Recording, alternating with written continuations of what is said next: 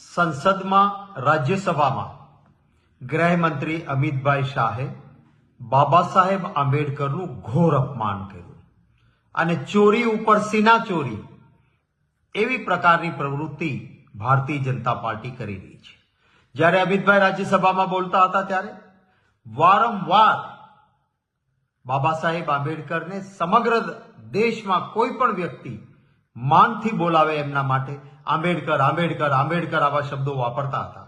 ભારતીય જનતા પાર્ટીના જ બેઠેલા કેટલાક લોકોએ વારંવાર એમને કહ્યું કે બાબા સાહેબ આંબેડકરજી બોલો, બાબા સાહેબ બોલો, આંબેડકરજી બોલો। વચ્ચે વચ્ચે ક્યાંક સ્પીચમાં સિવાય આખી એમની સ્પીચમાં વારંવાર આંબેડકર આંબેડકર આંબેડકર બોલ્યા।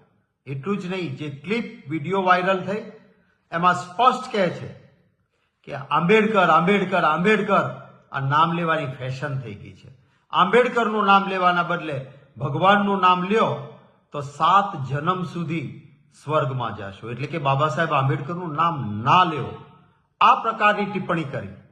એ જ વખતે વિરોધ પક્ષમાંથી અમારી વાત અને આ પ્રકારની વાત એ ન કરે એના માટે અમારા નેતા જેઓ એક ગરીબ મજદૂરના ઘરમાંથી સંઘર્ષ કરીને વર્ષો સુધી ધારાસભા, સંસદ, લોકસભા, આજે રાજ્યસભાના નેતા ખરગે સાહેબ, એ ખરગે સાહેબ વારંવાર કહ્યું કે આ બરાબર નથી ને મારી વાત કરવા દો। એમને બોલવાની તક પણ ન મળી। ત્યારે ન છૂટકે કોંગ્રેસ પાર્ટીએ બાબા સાહેબના હળહળતા થયેલા અપમાનની સામે અવાજ ઉઠાવવો પડ્યો। ત્યારે હવે આખી વાતને અવળા માર્ગે દોરી જવા માટે એક નવો કિમિયો કર્યો। આજ સુધીનો સંસદનો ઇતિહાસ જોઈ લ્યો, ક્યારેય સત્તાધારી પાર્ટી એ આંદોલન નથી કરતી। સત્તાધારી પક્ષ એને સંયમ રાખવાનો હોય અને સત્તા ચલાવવાની હોય, ધાર્યું તે એમનું થાય।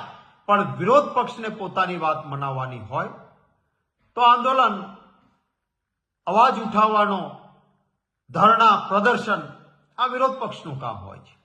કોંગ્રેસ સત્તામાં હતી ત્યારે 2G સ્કેમથી લઈને અનેક જુદા જુદા મુદ્દાઓ ઉઠાવીને ભાજપ સંસદની બહાર અને સંસદની અંદર ધમાલ, પ્રદર્શન, દેખાવો કરતું હતું। અને ત્યારે ભારતીય જનતા પાર્ટીના દેખાવો સામે કોંગ્રેસ પાર્ટીએ ક્યારેય સંસદમાં સામા દેખાવો કર્યા હોય, એમને રોક્યા હોય, સંઘર્ષ કર્યો હોય, એવું ક્યારેય નથી બન્યું। આજે સંસદમાં માત્ર બાબા સાહેબનું અપમાન કર્યા પછી જુદી દિશામાં આખી વાતને લઈ જવા માટે કોંગ્રેસનું પ્રદર્શન ચાલતું હતું, ત્યાં સામે ભારતીય જનતા પાર્ટીઓએ ગુંડાગીરી શરૂ કરી, સંસદમાં પ્રવેશ થતા અટકાવ્યા, ધક્કમ ધુક્કી કરી, ખરગે સાહેબને ધક્કા માર્યા, અમારા મહિલા સાંસદોને ધક્કે ચડાવ્યા। અને રાહુલ ગાંધીજી જ્યારે પ્રવેશ કરતા હતા ત્યારે એક નવું નાટક ઊભું કર્યું। જે સંસદ સભ્ય પડી ગયા અને વાગ્યું એવું કહે છે, ક્યાંય એ રાહુલજીની બાજુમાં નહોતા। એક નવટંકી કરી, રાહુલજીને ખબર પડી કોઈ પડ્યું છે તો સામેથી ખબર પૂછવા ગયા કે શું થયું, વોટ હેપન। તો સામેથી ભાજપના સંસદ સભ્યો એમના માટે ગમે તેમ બોલવા માંડ્યા, જેથી ત્યાંથી નીકળ્યા। ક્યાંય કોઈ પણ પ્રકારની જવાબદારી ન હોવા છતાં માત્ર બાબા સાહેબનું અપમાન કર્યા પછી દેશની માફી માંગવાની, નૈતિક જવાબદારી સ્વીકારવાની બદલે આખી વાતને ગુમરાહ કરવાનો પ્રયત્ન કરે છે। અને આ ભાજપના જે સભ્ય નવટંકી કરે છે, આ એ જ સભ્ય છે જેમણે એક જીપમાં સમગ્ર પરિવારને સળગાવી નાખ્યો અને 302ની ફરિયાદ જેના સામે દાખલ થઈ હતી, એ આ સંસદ સભ્ય છે જે ખોટી નવટંકી કરે છે। શું ખડગે સાહેબ આટલી મોટી ઉંમરના નેતા, એમને હડસેલા માર્યા એનો કંઈ વાંધો નહીં।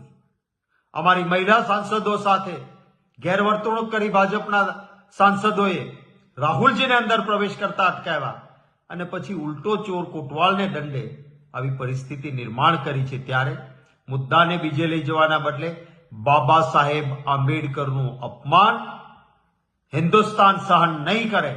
ભારતીય જનતા પાર્ટીએ આનો જવાબ આપવો પડશે।